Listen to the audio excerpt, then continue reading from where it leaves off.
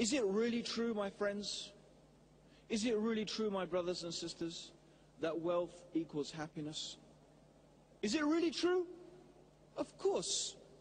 I am not suggesting and I am not advocating that human beings live in poverty. But does wealth really equal happiness? Okay, there's one simple way to test and to see whether this idea or this equation is really true. Let's look at the richest people and ask ourselves, if wealth equals happiness, then the people with the most wealth should be the happiest people. Yes. Let's look at some of the superstars, the idols, the ones they set as an example. You know, these are the ones you want to be like. Do any of you remember or have heard of someone called Marilyn Monroe? Yeah, you all heard of her? Okay, you haven't forgotten about her. She's a famous movie star, model.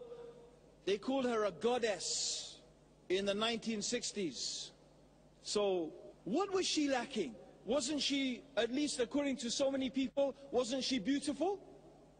Yeah? And wasn't she famous? Yes? And wasn't she rich? How did she die? She killed herself. If beauty and fame and wealth is going to make you happy, how come she killed herself? How about Elvis Presley? You heard of him? The king of rock and roll. Huh? Wasn't he good looking? Maybe not as good looking as me, but you know, he was good looking. And wasn't he famous? Huh? And wasn't he rich? So what was he missing? How did he die? You know how he died? He died because he was taking so many drugs. He was taking drugs to get him up in the morning. Drugs to cheer him up when he was feeling bad. Drugs to make him go to sleep when he's feeling too excited. He was an addicted to pharmaceutical drugs. He died at the early age of, 42 or 40 or something like that. You can look at some of the richest families in the world. The Getty family, hugely rich. The Rockefeller family, hugely rich. And you will find again and again and again stories of unhappiness, stories of confusion, stories of misery, stories of desperation. So if wealth equals happiness, like they keep telling us, how come so many people who have got so much money are not happy? In fact, they are miserable. You know what they are doing? They are selling us a lie. Just like those advertisements. Most of them are lies. They're based on lies. Falsehood. Trying to make you believe something that is not true.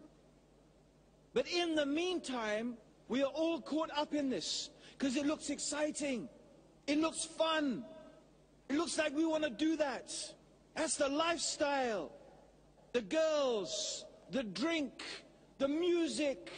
Oh, isn't it so much fun? I want to be there. I want to be doing that. That's how we think. And we've all become like that. Muslim, Christian, Jew, Sikh, it doesn't matter anymore. Really, because these are just cultures now.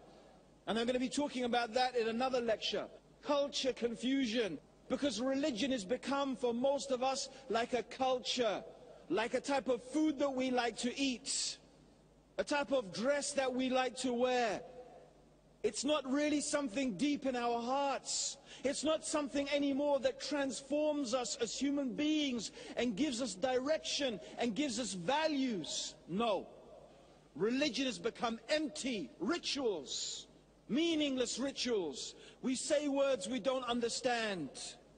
We make movements that we don't know what they are about. We just go through the motions. But what we're really interested in is money.